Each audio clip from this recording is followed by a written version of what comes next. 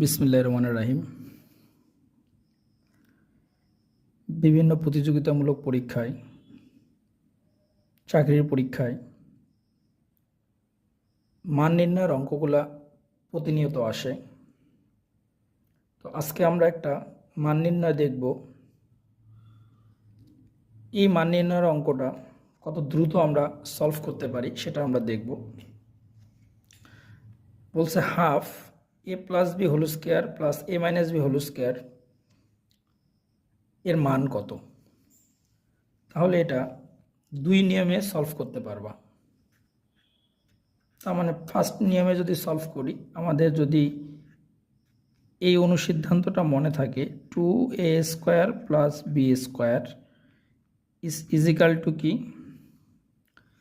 এ plus B whole square plus এ minus B whole square.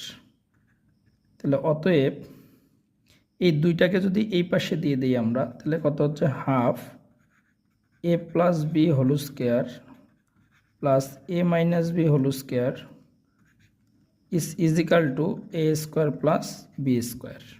তাহলে কিন্তু অনায়াসে আমরা অ্যান্সারটা কিন্তু পেয়ে গেলাম, A square plus B square, মানে এটা অ্যান্সার। এটা আরেকভাবে যদি আমরা সলভ করি, সেটা দেখো হাফ এ plus B whole square plus এ মাইনাস বি হোল স্কোয়ার, এটাকে যদি আমরা ভাঙাই, a plus B whole square মানে কী লেখা যায়, a square plus 2ab plus B square. A minus B whole square কী লেখা যায়, a square minus 2ab plus B square.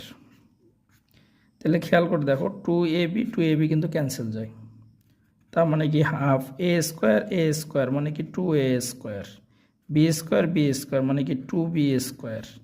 তাহলে খেয়াল করে দেখো, যদি 2 আমরা কমন নেই, তাহলে এ স্কোয়ার প্লাস বি স্কোয়ার, অতএব বা ইকুয়াল কী লেখা যায়, 2 ক্যান্সেল গেলে এ স্কোয়ার প্লাস বি স্কোয়ার। তাহলে তোমরা এভাবেও কিন্তু সলভ করতে পারো। তো সবচেয়ে ইজি কোনটা, টাইপ 1 এর মাধ্যমে যদি সলভ করা যায় তাহলে সেক্ষেত্রে সময় কম লাগবে।